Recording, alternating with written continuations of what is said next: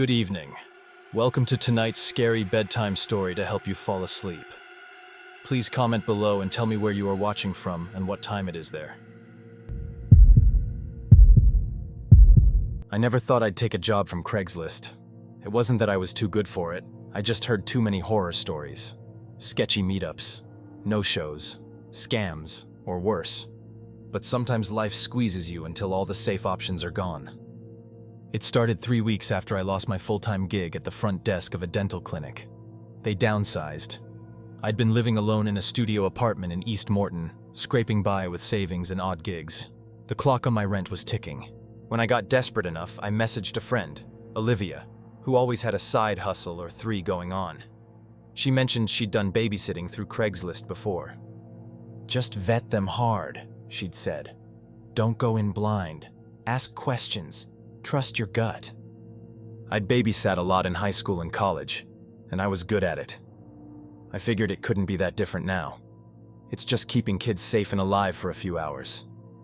The first few postings I saw were either vague or shady, but then I came across one that looked normal, almost too normal. Craigslist posting, childcare needed Saturday evening. "Hi, looking for a sitter for our 2 boys this Saturday, ages 6 and 9, from about 5:30 p.m. to 10:30 p.m. Pretty laid-back household, just need someone responsible while we go out for an anniversary dinner. Pay is $120 for the evening. Message for address details. Thanks, Sarah M." Something about the post felt safe, simple. The tone was casual. The rate was generous but not suspicious. I replied. Sarah messaged me back an hour later with the address and a brief note. "Thanks so much for replying. My husband and I will leave just after 5:30. Boys are Noah and Ethan. Super easy. They've got dinner already. Just TV, games, maybe reading before bed. Should be a quiet night." We exchanged a few more messages. She seemed normal, even friendly. Signed off with a smiley face. It almost made me feel silly for being cautious. Still, I did my due diligence. I Googled the address, 1585 Brookfield Lane. It was in a cul-de-sac just outside town, near some older neighborhoods, but not far enough to raise alarms. I messaged Olivia with the details, just in case. "Text me when you get there," she said. "And if anything feels off, leave." It was a dry Saturday when I pulled up the cracked driveway at 5:18 p.m. The house was modest, a single story with flaking blue paint and overgrown shrubs. A wind chime clinked under the porch awning. The porch light was already on, even though the sun was still up. Something about it gave me a weird pinch in the chest. Not fear, just a tightness. I knocked. No answer. I tried again, this time hearing shuffling behind the door.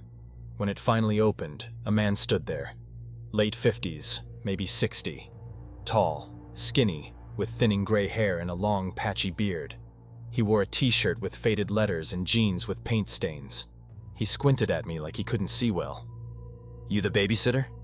"Yeah, Sarah messaged me. Said to be here at 5:30. Right, he said, scratching his head. "She just ran out with the boys for snacks or something. You can come on in, though. She'll be back in 5.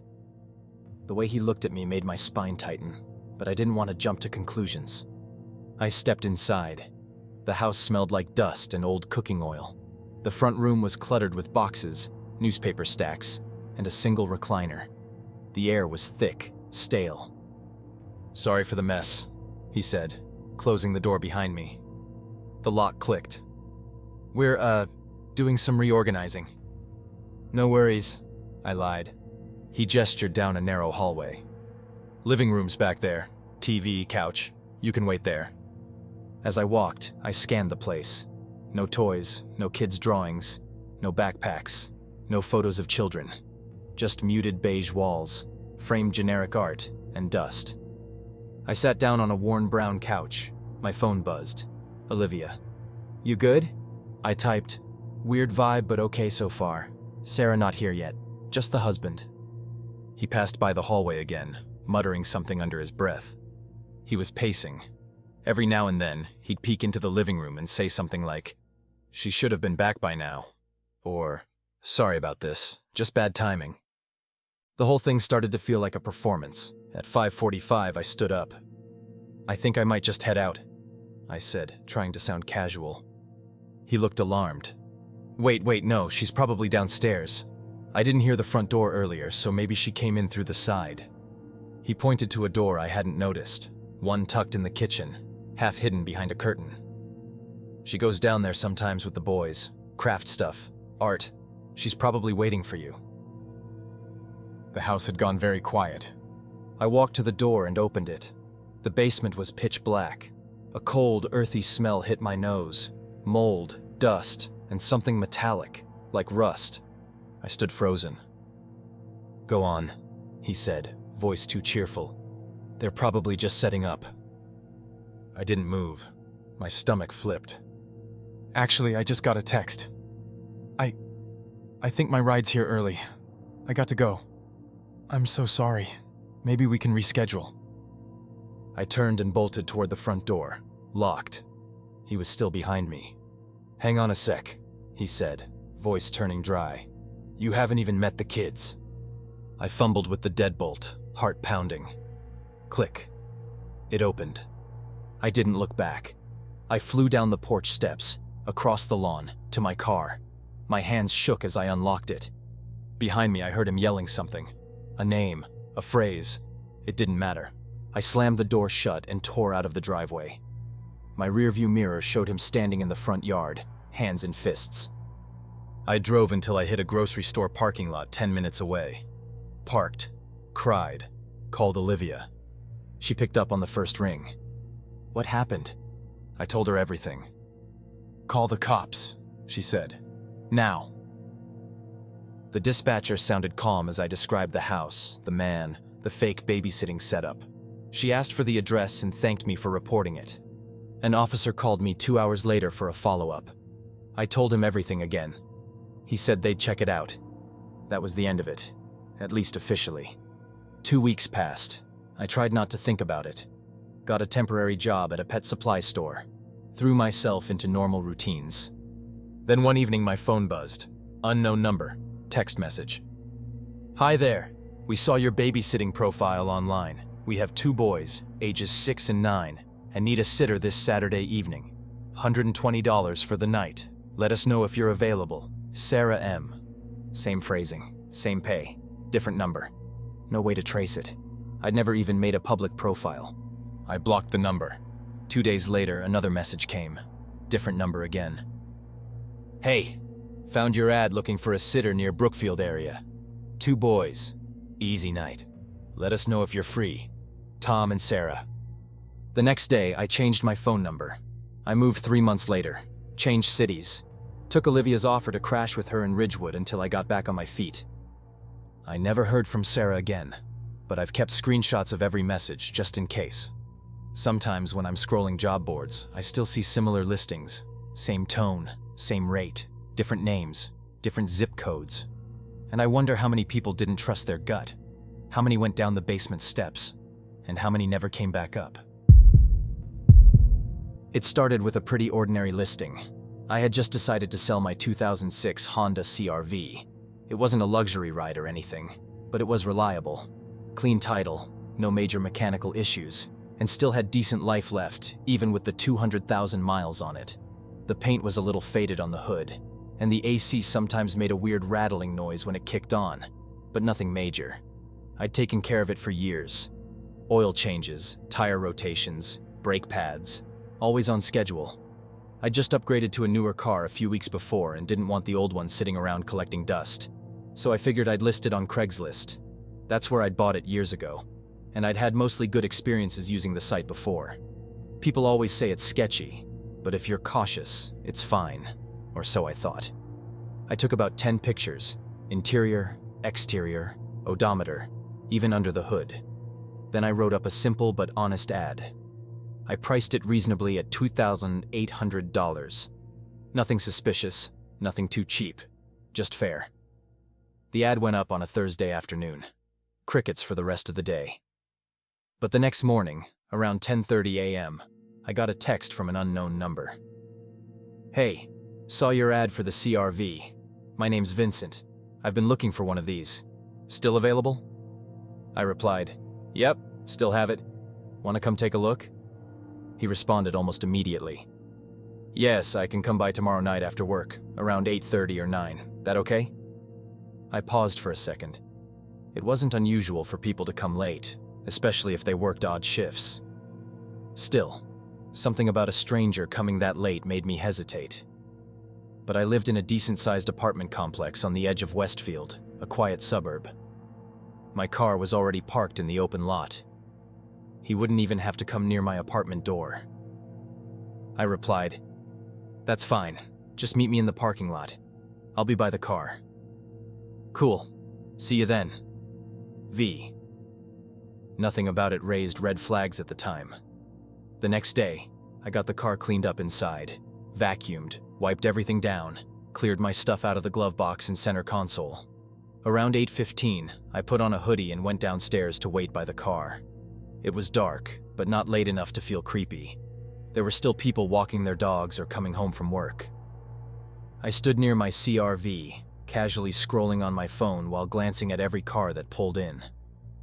At 8:58 on the dot, a black Dodge Charger with tinted windows pulled into the lot. It rolled slowly past me before stopping in a visitor spot 3 spaces away.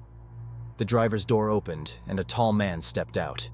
He looked to be in his mid-30s, maybe a little older, bald, muscular, lots of tattoos covering his forearms. He wore a black Carhartt jacket and dark jeans. He had this sort of intense energy, like he was always ready to argue even when he wasn't saying anything, but he smiled as he walked over. "You selling the CRV?" he asked, voice a little deeper than I expected. "Yeah," I said, forcing a polite smile. "You must be Vincent." "Yep." He walked around the car, taking a look at the body. "Looks clean. Been driving it a lot, mostly just to and from work. It's been solid for years. No leaks, no overheating. I had the timing belt done at 180,000. Got paperwork if you want." He nodded, pulling out a small flashlight to inspect the tires. "Can I check under the hood?" "Sure," I said, popping it. We went through the usual motions. He asked a few normal questions. Didn't seem like a car guy, but enough to pass for someone interested. "Mind if I take it for a quick spin?" he asked. "I'll need to come with you," I said automatically. "Just company policy." I tried to laugh, but he didn't. Vincent grinned, but there was no warmth behind it. "No problem." We got in. I directed him around the block, then down the main road where he tested the acceleration. It wasn't a long drive, maybe 10 minutes, but it felt longer with the silence. He didn't talk much, just stared ahead with a clenched jaw. "I like it," he said finally. "Feels solid." When we got back, he pulled into the same parking spot as before. I stepped out, hopeful. "So, what do you think?" I asked. He looked at me for a beat. "Yeah, I'll think about it," he said, tone flat. I blinked. "Oh, okay, sure." And then, casually, he asked, "Hey, mind if I use your bathroom real quick before I go?" That moment froze in time. It was like a needle drop in a movie. Every instinct in me tightened at once. Yeah, I'd rather not," I said, keeping my tone even. "Nothing personal. I just don't let strangers into my place." Vincent didn't respond at first. He just looked at me hard. His smile faded. There was an awkward silence. Then he nodded slowly. "All right. No worries." I gave a small wave and turned to walk away. I didn't head to the nearest side door like I normally would. Instead, I circled the building to the front entrance, just in case. When I reached the front doors, I looked back. No one was behind me. Relieved, I headed inside. The entryway was quiet. I walked to the elevator, pressed the button, and waited. When the doors opened, I stepped in, hit 3, and leaned back against the wall. It took less than 30 seconds to reach my floor. When I stepped out, I turned left toward my apartment and stopped. At the far end of the hallway, the door to the stairwell opened. Vincent stepped through. At first, I thought, no, hoped, it was just someone who looked like him. But I knew it wasn't. It was him. Same jacket, same walk, same unreadable stare. My blood went ice cold. I didn't say anything. I just turned around and walked fast in the opposite direction. I tried not to run, but then I heard it. Footsteps. Fast ones. Heavy. Behind me. I did run then. Full sprint to the other end of the hallway. I didn't even think. I shoved open the stairwell door and bolted down the stairs, heart hammering against my chest. I could hear him behind me, closer than I wanted. Down 2 flights, then into the underground garage. The echo of our footsteps rang through the concrete. My breath burned. I didn't head to my car. I didn't know if I had time to unlock it. Instead, I ran to the next stairwell, slammed the door behind me, and bounded up to the ground floor. When I burst through the exit door on the side of the building, cold air hit my face. I ran across the lot to my CRV, hand shaking. I unlocked it, jumped in, locked the doors, and turned the key. The engine started. I peeled out of the lot and called 911. The dispatcher kept me on the line as I circled the nearby blocks. I explained what happened, described Vincent, his car, everything. 5 minutes later, I saw flashing lights back at the complex. I returned slowly and parked on the street. Vincent's Charger was still there. Officers found him trying to force open the patio door of a first-floor apartment. He had no tools, no friends, no money on him, no actual interest in buying a car. That night I realized how close I'd come to letting something terrible happen. He hadn't planned to buy anything. That car ad was just bait. He wanted an address, a face, and a window of time. I deleted the Craigslist ad that night. Never used the site again. And now, whenever I sell anything online, I meet people in the police department parking lot. No exceptions. It started with desperation. I was 26, living in a crumbling 1-bedroom apartment above a pawn shop in Kent, Ohio. The radiators hissed like angry cats, and the windows leaked cold every time the wind blew. I'd been laid off from my full-time job as a dispatcher for a logistics company after they outsourced to someplace in Arizona. It wasn't personal. It was numbers. It always is. For 4 months, I scraped by doing odd jobs, temp work, pet sitting, selling random junk on Facebook Marketplace. I applied to at least 100 places. Grocery stores, office jobs, overnight stocking gigs. Nothing stuck. Most didn't even send a rejection, just silence. And when you're broke, that silence starts to feel like the world telling you that you don't matter anymore. One night in early November, I sat at my cracked kitchen table, laptop glowing blue in the otherwise dark room, Googling ways to make extra money fast. I landed on a forum where people shared their side hustles. One user, broke in Boston, swore by secret shopping. Said it was easy money and almost fun. I clicked the link he posted. It took me to a Craigslist ad seeking mystery shoppers in Ohio. Flexible hours, must have access to email and transportation. Payouts $35 to $50 per shop. No upfront cost. Immediate openings. It sounded scammy, but I was out of options. I emailed. Within the hour, I got a reply from someone named Julia West using a Gmail account. She sounded legit, used corporate-sounding language, attached a basic-looking PDF with instructions, and included a form for my contact info, PayPal email, and availability. I filled it out and hit send. The next morning, she emailed my first assignment.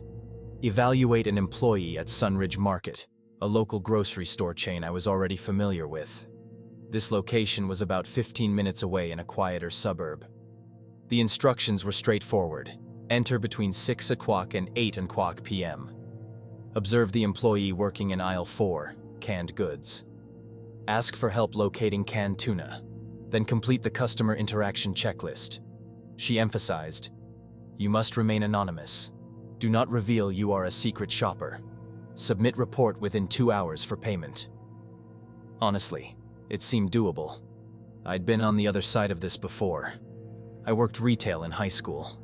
We all whispered about secret shoppers like they were urban legends, employees competing over who had the best greeting plus eye contact routine. At 6:17 p.m., I walked into Sunridge Market in a worn black hoodie, taking shallow breaths to calm my nerves like I was going undercover. The store smelled like floor cleaner and overripe produce. I casually browsed the aisles to avoid drawing attention. Aisle 4 was quiet. The lone employee was a young guy, maybe 24 or 25, lean with light brown hair and hollow cheeks. His red vest said Liam in faded embroidery. He was shelving cans silently with that dead-eyed stare I remembered from my own late shift days. I paused by the end cap, pretending to read a coupon, then walked up to him. "Hey, sorry to bug you. Could you help me find the canned tuna?" He didn't look up. "Middle of the aisle, left side," he said flatly, still stalking. No eye contact, no greeting, no offer to show me. Just a vague hand gesture. "Okay, thanks," I said, and lingered, hoping he might recover the score by saying something parting. He didn't. I finally added, "Have a good night," just to close it. He glanced up then, his eyes dull and a little bloodshot. "You too," he muttered, then stared. I wrote Liam on my phone notes and turned to leave. But as I moved down the next aisle, I got that feeling. The kind you get when you're walking alone at night and someone's behind you. I glanced back. He was watching me from the edge of the aisle. I kept moving. Each aisle I visited, I noticed him again. Sometimes near the produce, sometimes further back by dairy. Not stalking, just standing, watching. By the time I reached checkout, I was sweating under my hoodie.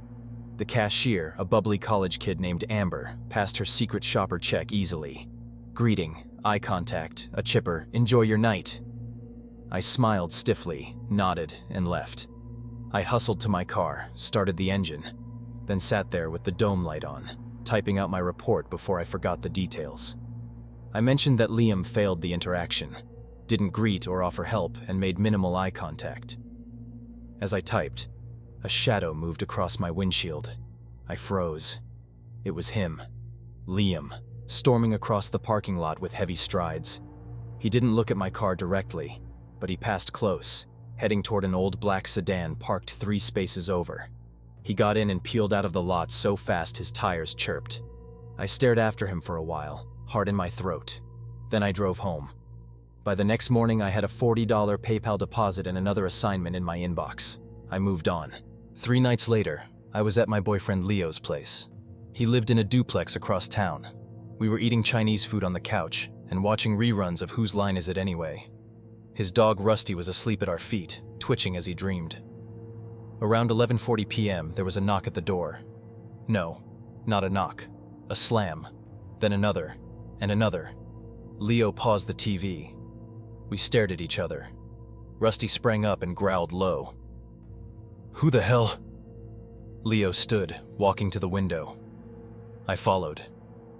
We peeked through the blinds, and I felt my stomach bottom out. It was Liam. Same hoodie, same haunted eyes. But worse. Like he hadn't slept in days.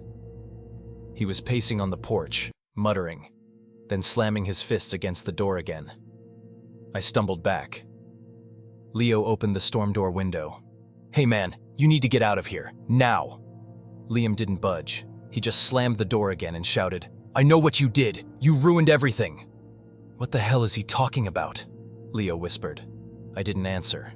My mouth was dry. My heart beat so hard it felt like it echoed through my arms. "I told you I was already on my last chance," Liam bellowed. "And you come in there asking for fucking tuna like you're better than me." Leo pulled me behind him and reached for his phone. I nodded frantically. "Call the cops." Liam kept shouting, voice cracking. "You cost me my job! You got me fired! You think you can just come into my store and ruin my life? You think you're safe? There's always an eye for an eye." He began slamming his body against the door. The wood cracked. Rusty barked wildly, tail down, ears flattened. I grabbed Leo's arm. He had to have followed me that night. There's no other way he could know where I am.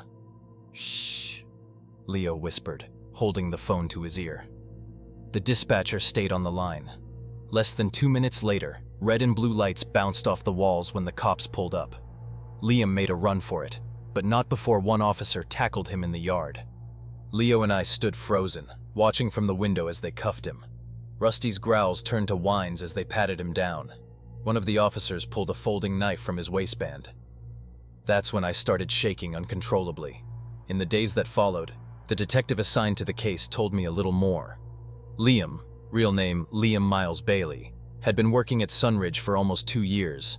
He had a string of write-ups and was already on probation for failing a previous secret shopper report. The night I showed up, his girlfriend had broken up with him. His car had just failed inspection.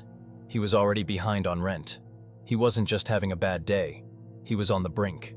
My report had cost him his job. That much was confirmed. But the part I still can't get past. I never used my real name on the shopper form, and the email I used was a burner account. No ties to my real life. So how did he find me? How did he know I was the secret shopper? How did he know Leo's address? One theory: the store had cameras. Maybe he watched them afterward and saw me riding in my car. Maybe he followed me and I never noticed. Maybe he wrote down my plate and found someone who knew how to track it. I don't know. What I do know is, I never secret shopped again. I turned down every assignment after that. I eventually found a steady job at a call center and slowly tried to forget the whole thing. Leo installed a camera above the door. We moved a few months later, just in case.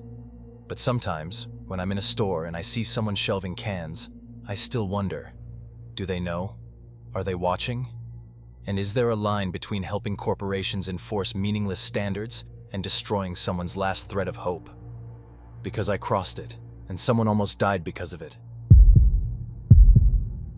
I didn't even check the neighborhood. That probably sounds reckless, but when you're sleeping in your car and stretching a can of soup across 2 days, details like that don't matter as much. I just needed a place to stay. A bed, a roof, maybe a lock that worked. That Craigslist listing was like a rope thrown to a drowning person. Live-in cook needed for private estate, meals included, private quarters. It almost sounded too good to be true. My name's Elena Meyer.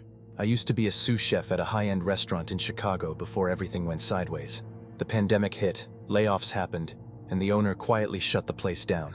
My boyfriend Daniel tried to hold things together for both of us, but he died of a brain aneurysm just a few months later. No warning. Just collapsed in the shower. After that, everything fell apart fast. Apartment gone. Savings drained. And me, driving from shelter to shelter, trying to land something. Anything. So when I saw that listing, I didn't hesitate. The estate was outside a small town in northern Wisconsin, way off the main highway. Just getting there meant taking a gravel road that wound through dense pine forests. My beat-up Honda wheezed its way up the long driveway, where a massive iron gate opened slowly, as if it had been watching me. Past the gate, the house came into view. An old colonial-style mansion with tall columns, large shuttered windows, and an eerie stillness. Waiting for me on the steps was a man in a dark gray suit. Tall, composed, maybe mid-40s. He introduced himself as Mr. Reynolds, the caretaker. "You're Elena Meyer?" he asked, extending a hand. "That's me," I replied, trying to smile like I hadn't been living out of my trunk for 3 weeks. "Lord Gregory is not in today," he said, leading me inside. "But he left instructions to get you settled. You'll meet him later." I didn't know what to say to that. Lord? Like royalty? He must have read my expression. "His family has held that title for generations. European roots. Nothing ceremonial anymore, just tradition." I nodded, even though I wasn't sure I bought it. We passed through an immaculate hallway lined with portraits. They all looked like paintings from the 1800s. Men in military uniforms, women in heavy gowns. At the end of the hall, he opened a side door and led me through a garden path to a smaller brick house tucked away behind a line of trees. Not exactly a hut, but far from the main house. Private? Sure. Secluded? Definitely. "This is your place?" Mr. Reynolds said, unlocking the door. Inside was simple. Wooden floors, a twin bed with a metal frame, a compact bathroom, a kitchenette, and a wired landline phone bolted to the wall. "There's no cell service out here," he added, as if reading my mind. "If the Lord or I need you, we'll call this phone." I nodded. "Understood." He paused, hands still on the doorknob. "One thing, don't be alarmed by noises at night. This area can echo." It struck me as odd, but I just smiled and thanked him. After he left, I dropped my duffel bag and sat on the bed, exhaling for what felt like the first time in days. I was alone, but I had a roof, a door, a bed. I could breathe again. Or so I thought. That first night was rough, not because of the bed or the silence, but because I couldn't shake the feeling that something was just outside the window. Taps, soft ones, started around 2 a.m. I pulled the curtain back fast, hoping to catch a raccoon or some critter. Nothing, just the trees swaying gently. At 3:11 a.m., I heard what I could only describe as whimpering. Not animal-like, human, muffled, almost sorrowful. I barely slept. And when I showed up in the main kitchen at 7 a.m., I looked it. "You all right?" asked an older woman who introduced herself as Lady Evelyn, the Lord's mother. "Didn't sleep well?" I admitted it. "Probably just nerves. New place. That little house hasn't been lived in for some time." She gave a kind nod. "It can be unsettling, but it gets better." I cooked breakfast, eggs, toast, some hand-cut potatoes. The Lord didn't show. I was told he often kept odd hours. By afternoon, I felt more stable. The day had sunlight, and I figured last night was just my exhausted mind playing tricks. After dinner service, I returned to my quarters. I washed up, climbed into bed, and that's when it started again. Taps, more persistent this time, then the whimpering. Low, like someone in pain. I sat up, my heart pounding. This wasn't just an echo. I got up, turned on the light, and searched every corner. Nothing. But when I pressed my ear to the floor, I heard it clearly. It was coming from beneath the floorboards. The next morning, I cornered Mr. Reynolds. "Can I ask what happened to the last cook?" He looked caught off guard. "Why do you ask?" "Just curious," I lied. He hesitated. "Her name was Monica. She came 6 months ago. Stayed in that same house. Said she liked the solitude. But after 3 weeks, she vanished." Vanished? No signs of struggle. Her belongings were still there. We assumed she left in the night. Her husband came by looking for her, but she was gone. Police were called, but there was nothing conclusive. My stomach turned. "You just, left it at that?" He nodded grimly. "We searched, I assure you, but nothing turned up. It was like she disappeared into thin air." That night, the sounds grew unbearable. The taps became bangs. The whimpering, pleading. I snapped. I tore the rug off the floor, searching for any loose boards. I found 3 near the bed, slightly uneven. My hands trembled as I pried one up. Beneath was cloth, white, stained. I pulled it back, and the smell hit me first. Then her face, mummified, contorted in fear. I screamed so loud I lost my voice. The police arrived after Reynolds called them. The body was exhumed. It was Monica. An autopsy revealed she'd been strangled. Her husband, who claimed to be looking for her, had stayed one night, long enough to kill her and bury her beneath the floor. He used a mannequin in her clothes to fool the security cameras. Walked out like nothing happened. They arrested him in Milwaukee.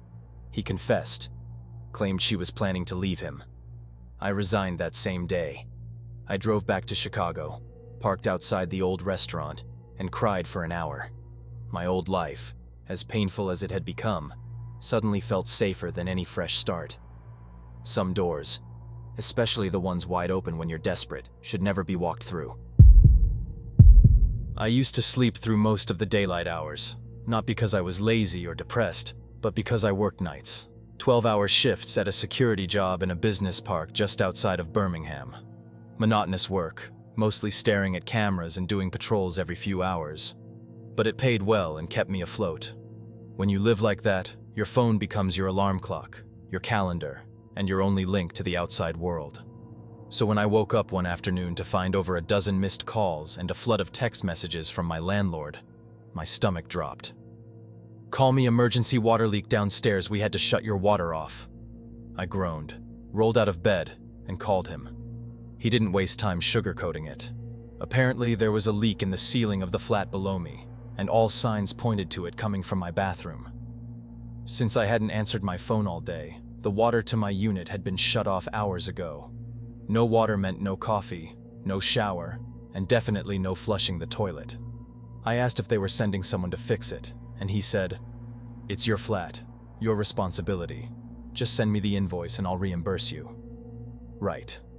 I hung up, groggy and irritated, and started calling around. Plumbers I'd found online. People recommended on local Facebook groups. Emergency numbers. Everyone was either booked, not answering, or charging ridiculous emergency call-out fees. I was close to giving up when I messaged my friend Shannon. She offered to let me crash at her place if things didn't get sorted, and then she said, "Why don't you try Craigslist? Sometimes you'll find guys there who'll take quick gigs." I scoffed. Craigslist always seemed shady to me, like a digital Wild West. But I was desperate, and after scrolling through the household services section, I saw it. 38-year-old handyman, skilled, affordable, fast response, can do plumbing, electrical, light repairs, text or call. The ad was simple, straight to the point. No company name, just a mobile number. I hesitated, then texted him. He called me back 5 minutes later, introduced himself as Trevor. I explained the situation, and to my surprise, he said, "Yeah, no problem. I can be there in about an hour. Shouldn't take long." He sounded friendly enough, almost chipper, said it sounded like an easy job, probably just a loose seal or cracked pipe under the floor. I didn't know any better, so I believed him. True to his word, about an hour later, he texted, "Outside." I realized I hadn't told him which flat was mine, so I buzzed him in and waited at the door. When I opened it, he looked normal. Jeans, a navy hoodie, tool bag in hand, short buzzed hair, bit of stubble. Didn't smile much, but didn't look suspicious either. "Bathroom's down the hall," I told him, and he nodded, walking in without hesitation. As he headed to the bathroom, I went back to the kitchen. I was too tired to be a good host. I poured myself some orange juice, hoping the sugar would wake me up a bit. Then he called out, "Hey, can you come take a look at this? Something looks weird." I shuffled over and leaned into the doorway. That's the last thing I remember clearly. The next moment, everything was white light and muffled voices. Someone was saying my name over and over. A woman's voice. "Stay with us, Noah. You're okay. Don't move." I opened my eyes and blinked against the harsh light. It was a flashlight being shown in my eyes by a paramedic. My head throbbed. My mouth was dry. I tried to sit up, but hands held me down gently. "You've had a head injury. Try not to move. We're taking you to the hospital." My heart was pounding now. I turned my head and saw Shannon standing nearby, crying. She had come to check on me when I didn't respond to her messages. Thank God she had a spare key. "He's okay, right? He's going to be okay?" she asked them. I saw her face, pure fear, and something inside me just gave way. I started shaking. They wheeled me out of the flat, and I heard one of the EMTs say something about potential concussion, and how lucky I was. If Shannon hadn't come by, I could have bled out slowly. At the hospital, they ran tests, kept me awake, and had me describe everything I remembered, which wasn't much. It wasn't until a detective came to talk to me that I found out the rest. TV gone, laptop, my cash, my jewelry, everything valuable gone. My bedroom had been tossed. He hadn't touched the bathroom. Not a single tile was out of place. "We've had a few of these lately," the officer told me. "Craigslist handyman comes in with some story, knocks the person out, takes their valuables. No fingerprints, always a different number." They hadn't caught him. They weren't even sure if it was the same guy in all the cases, just the same MO. I didn't have renter's insurance. I got a scar on my cheekbone from where I hit the floor, but that wasn't the worst part. The worst part came after. I didn't leave the flat for weeks. I ignored calls, let food rot. I started keeping a kitchen knife beside my bed. I bought a camera for the door and stared at it for hours some days, just waiting. Even now, years later, I flinch when someone knocks unexpectedly. I jump when I hear footsteps in the hallway. I stopped trusting people. I couldn't date. Couldn't have people over. Shannon tried to help. She really did. But she moved away for work eventually, and after that, I was just alone. The scar is still there, under it all. But last week I finally put the knife back in the drawer. Not because I feel safe, but because I want to. That has to be enough for now. I never thought a second-hand hockey net could put my son's life in danger, but it did. And even though this happened more than 20 years ago, there are nights I still dream about that truck stop, the lights, and the sound of his scream. Let me back up. It was 2002. I lived in a quiet suburb called Brookville, Illinois, a place where people left their doors unlocked and neighbors still brought over casseroles. My wife Isabel worked nights at the hospital as an RN, and I worked from home fixing up and flipping used cars in our garage. Not exactly glamorous, but it paid the bills. Our son Caleb was 11, obsessed with hockey like most Midwestern kids his age. He idolized Jeremy Roenick and had a slap shot that nearly broke our fence. We couldn't afford to enroll him in a travel league, but we did everything we could to keep the dream alive. He'd rig up goals made of trash cans or tree branches, but it wasn't the same. That winter, he begged me for a real net, not one of those toy ones. He wanted a full-size regulation goal. We checked local stores, but everything was too expensive, even secondhand. That's when I remembered Craigslist. Now, if you were around back then, you know Craigslist wasn't what it is today. It was basically a digital garage sale. No flashy graphics, no ads, just a plain, ugly site full of listings. But if you were lucky and fast, you could score big. I once got a snowblower for free. Still works. So one night I found it. Regulation hockey goal, slightly used, $50. Comes with puck and 2 sticks. Must pick up. Call for details. No images, just a short sentence and a phone number. I stared at the listing for a bit. My gut told me something was off, but when you're a dad watching your kid's eyes light up at the idea of something he's been dreaming of, you push the doubt down. I called the number. A man answered on the 3rd ring. Yeah? Hi. I'm calling about the hockey goal you listed. He paused, then said, Oh yeah, still got it.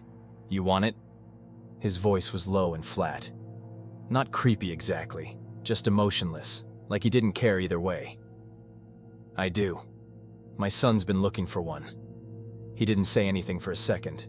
Then, I'm up in Haverhill, but I can meet halfway. Got to be after work though. 9 or so. Haverhill was a little over 2 hours north of Brookville. Meeting halfway would put us somewhere off the interstate. Maybe a rest stop or a gas station. I can do that, I said. You'll bring the net? Yeah, I got a pickup. My buddy's got the sticks and puck. He'll follow me. The hairs on my neck stood up. Something about the way he said that. Detached, like he was reciting a script. But again, I pushed it down. We made a plan to meet at a rest stop off I-90 near a town called Whitfield. I told Isabel I'd be back in 2 hours. Caleb begged to come. I told him no, then caved. He promised to stay in the van the whole time. That decision still haunts me. The drive was uneventful. Caleb talked about hockey the whole time, about how he'd be able to actually practice now. It made me feel good, like I was doing something right. We pulled into the rest stop around 8:50.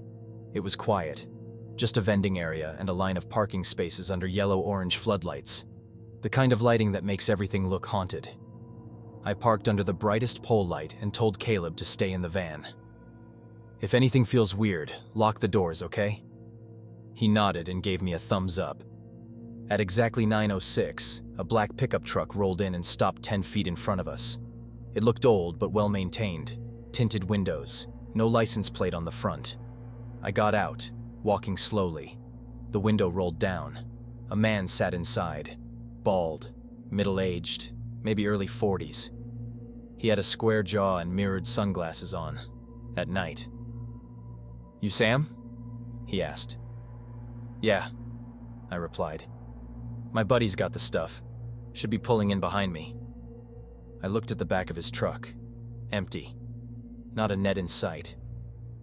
My stomach turned. Why didn't you bring it all in one truck?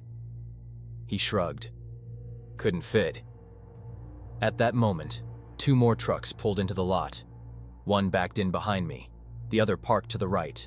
Both were older pickups, Same style, same tint, and neither had any hockey equipment. Something clicked in my brain. Not panic, instinct. I turned and yelled, "Caleb, lock the doors, now!" He did, fast. Then the men started getting out. All of them, 6 in total, big guys. Some looked like construction workers. Others like they lived in weight rooms. They didn't say anything, just stared. The bald guy stepped out, adjusting his coat. He nodded at the guy in the truck behind mine, who started walking toward the van. My heart was pounding. "Wait," I said. "Here, take the money. It's all I have." I pulled out my wallet and handed over $80. The guy took it, thumbed through it, and scowled. "Where's the rest?" "That's it. That's all I brought," I said, barely able to breathe. "Please, just take it and go." He nodded again. 2 guys started moving fast toward the minivan. I ran.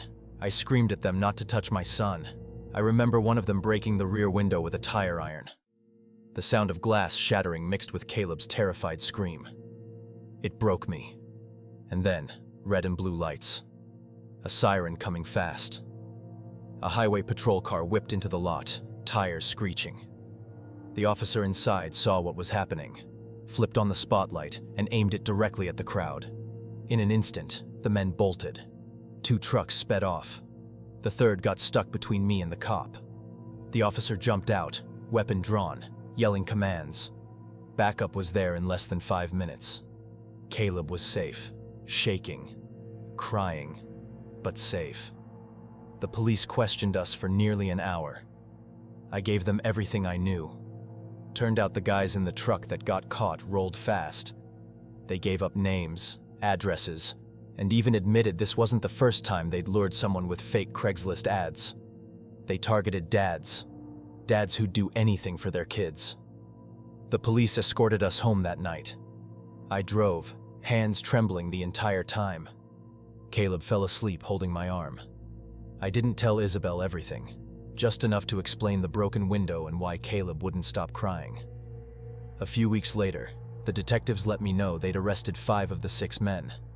The only one who got away was the bald guy, the one who made the call, the one who started it all. I never saw his face again. I kept using Craigslist after that, but never alone, never at night, never with my son. The net? We got one eventually, from a neighbor whose kid had gone off to college, free.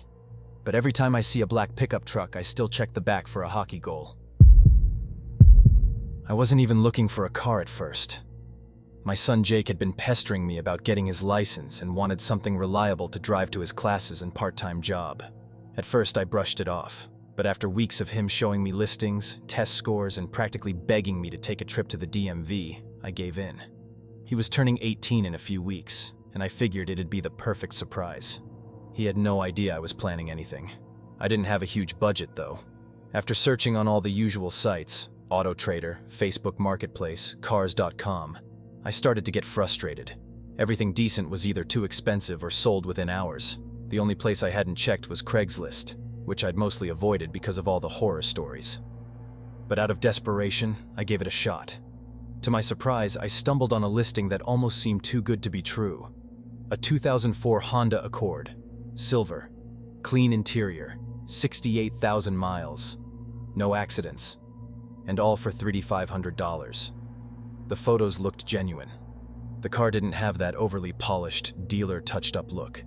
It was sitting in an unpaved driveway surrounded by trees, with a slightly dusty finish. It looked real, like something a regular person would sell. The seller's name was Rick. He lived in a small town called Red Hill, about 20 minutes from me. I called him that evening. He sounded older, maybe late 50s, with a calm and polite tone. Said he was selling the car because his daughter had moved to another state and left it behind. "Runs like a dream," he told me. "I just had the brakes and battery replaced. No surprises." We agreed to meet the next afternoon. I told Jake I had errands to run and headed out with the cash tucked inside my jacket pocket. It was a cloudy Thursday, the sky threatening rain, and I remember how quiet the drive felt once I turned off the highway and onto a series of narrow, tree-lined roads. Red Hill was barely a dot on the map. His address led me to a long gravel driveway that wound uphill through thick brush and old oak trees. At the top sat a small single-story house with chipped paint and a sagging front porch. There was no Honda in sight, just a rusted green pickup with mismatched tires parked under a carport. But the house number matched the listing. I parked on the shoulder and walked up. The driveway crunched under my boots, and I noticed the silence. No birds, no wind, just the faint hum of my engine cooling down behind me. The front door had a knocker shaped like a lion's head but no doorbell. I knocked once, then twice. No answer. I waited. 5 minutes went by. I knocked again, louder. Still nothing. I tried calling Rick's number, and that's when I heard the ringtone. Faint and tinny, coming from inside the house. That was when something started to feel wrong. I walked over to the window beside the porch, cupping my hands to the glass. Inside, it was dark. The curtains were pulled halfway, but I could make out part of the living room. There were stacks of newspapers, old furniture covered in sheets, and what looked like a stuffed animal propped up in an armchair. Except it wasn't an animal. At first, I thought it was some kind of mannequin. It was wearing a hoodie, slouched over in the chair, with pale skin and glassy eyes that didn't look like plastic. I stepped back, heart starting to pound. I tried telling myself I was being paranoid. Maybe it was just a weird sculpture or a doll. But something told me not to go any closer. I walked around to the side of the house, where a garage door stood half open. Inside were rows and rows of car parts. Doors, bumpers, seats, all stacked and labeled. It was too organized for a junker, too clean. There was no sign of the Accord. Just as I turned to leave, I noticed another figure through the rear window of the house. This one was standing, back turned, perfectly still, facing the backyard like it had been placed there. I knocked lightly on the glass, feeling a sick sense of dread. No movement. The back door creaked open slightly from the wind, revealing a dark hallway beyond. I could hear the ringtone again, faintly, same tune, echoing from deeper inside the house. Then it stopped. I took a step back. The window blinds that I had just looked through snapped shut. Fast. Someone had been standing there watching me. That's when I ran. I didn't care about the money anymore. I sprinted to my car, jumped in, locked the doors, and floored it. The gravel kicked up behind me, and I didn't stop until I hit the main road. Later that night, I checked the Craigslist ad again. It was gone. Rick's number disconnected. I reported the incident to the police, but without a plate number, without a real name, there wasn't much they could do. They said the property had been abandoned for years. The man I spoke to, whoever he was, had been using a burner phone. Jake never found out what happened. I ended up getting him a certified used Civic from a dealership instead. He was thrilled. But every so often, when I'm driving alone at night, I think about that pale figure in the chair. The stillness of it. The perfectly clean parts in the garage.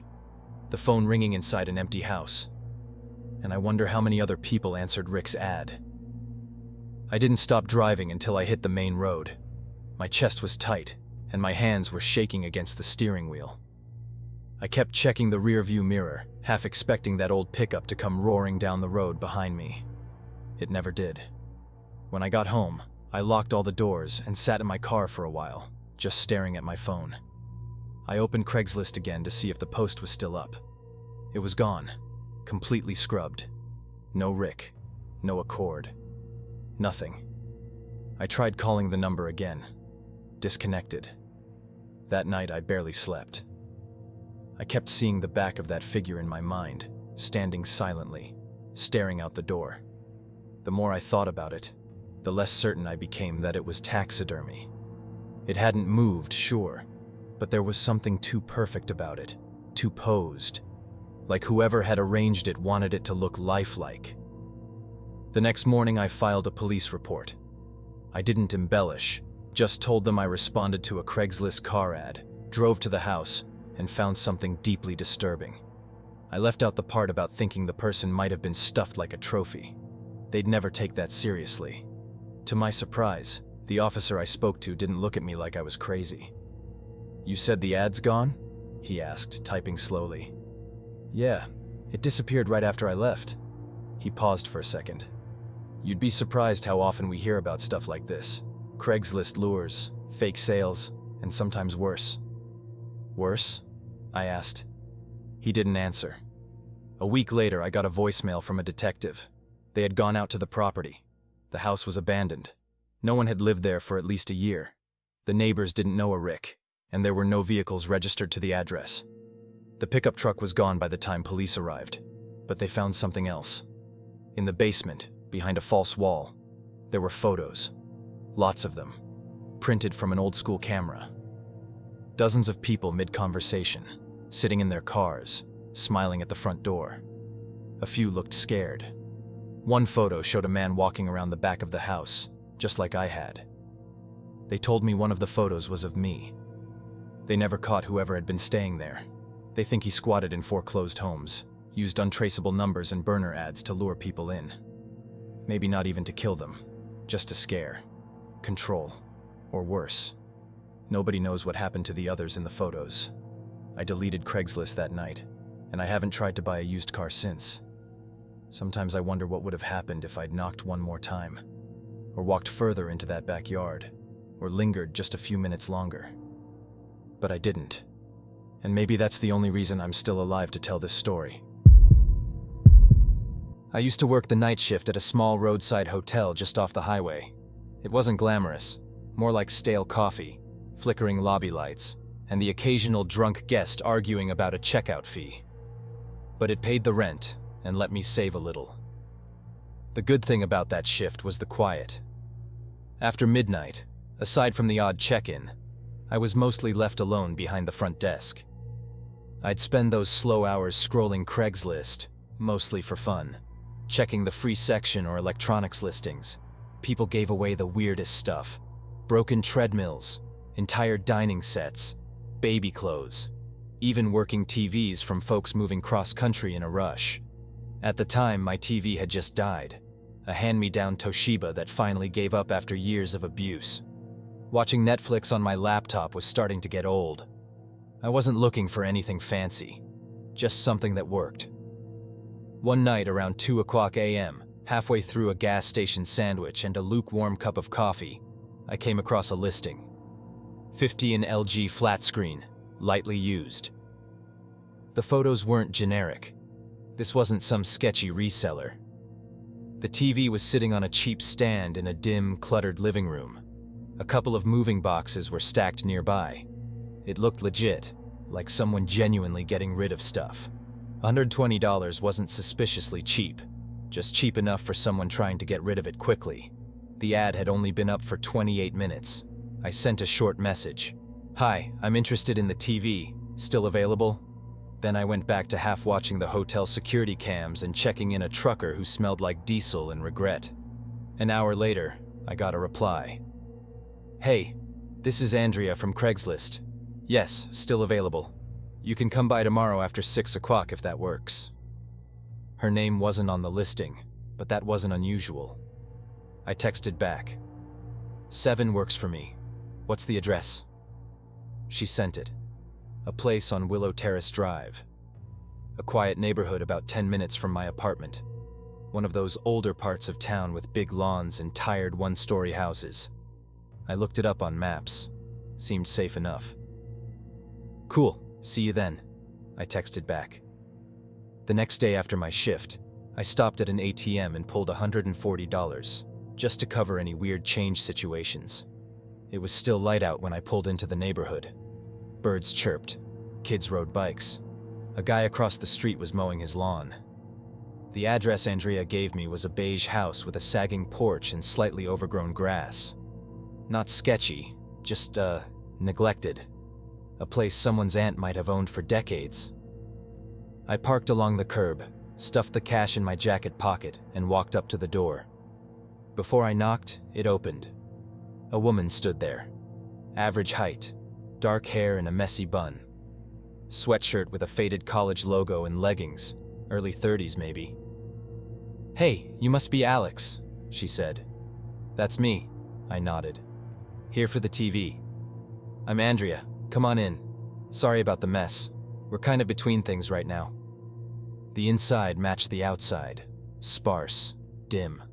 A few boxes near the wall. Furniture halfway moved or packed. The only light was a small lamp in the corner. "No worries," I said casually. "Looks like how my place did before I moved in." She chuckled. It sounded tight, like she didn't actually find it funny. "It's back in the bedroom," she said, gesturing down a hallway. "Right this way." Something felt a little off. Maybe it was how quiet it was. No background noise, no TV, no fan, not even the faint hum of a fridge. But I followed her anyway. The hallway was narrow, faint footprints in the carpet. She stopped at the last door on the right. "Right in here," she said, and opened it. I stepped inside and stopped cold. There was no TV. The room was empty. No bed, no boxes, no furniture. Just a blank room with dusty blinds drawn shut. Then, slam. The door shut behind me. Locked. I turned instantly and twisted the knob. It rattled but wouldn't open. "Andrea!" I called out. No answer. "What the hell is this?" I pounded the door. "Open up!" Silence. I checked my phone. No signal. Not even one bar. I took a shaky breath. The kind of breath your body takes when your brain realizes something is really wrong. I pressed my ear to the door and listened. Voices. Muffled. 2 of them. Andrea and a man I hadn't heard until now. "Let me out!" I yelled. "I'm calling the cops!" No reply. I crossed to the window, tried the latch. It was brittle, locked tight, barely moved. Okay, panic was starting to bubble up. I paced, looked around for something. Anything I could use. But the room was bare. I went back to the door and pounded harder, shouted louder. Still nothing. Then I had an idea. I opened my phone, found the alarm app, cranked the volume, and hit the loudest siren it had. I tossed the phone into the far corner and pressed my back against the wall beside the door. Waited. Footsteps. Heavy. Rushing. The door creaked open. A man stepped in. Tall. Stocky. Wearing a black hoodie and scuffed jeans. His eyes went straight to the phone, clearly trying to shut off the noise. That was my window. I lunged, slammed into him with everything I had. His shoulder clipped mine, but I was through before he could grab me. The hallway was a blur. Andrea stepped out from the living room, eyes wide. She reached for me. I ducked, nearly slipping over a box. I didn't stop. Out the door, across the porch, keys already in my hand. I hit unlock as I ran, yanked open the car door, threw myself in, slammed it shut, locked it, and started the engine. They were on the porch by then. I didn't look back. I peeled out, tires screeching. Didn't stop until I hit a gas station 3 blocks away. I ran inside and told the cashier, "Call the cops, please. Someone just tried to trap me." The police took my statement. I gave them Andrea's number, the address, the ad info. When they drove me back to the house, empty. Lights off, curtains drawn, no sign of anyone. A neighbor poked their head out and told the cops the house was supposed to be vacant. "Owner's out of town on business. They've been gone all week," the neighbor said. "Nobody's supposed to be in there." Craigslist ad? Deleted. Andrea's number? Disconnected. My phone? Still somewhere in that house. Gone too. The officer told me it wasn't the first time they'd seen setups like that. People lure you in with a sale. Sometimes it's a robbery. Sometimes it's worse. They never caught Andrea or the guy. I bought a used TV from a pawn shop the next week, and I never used Craigslist again.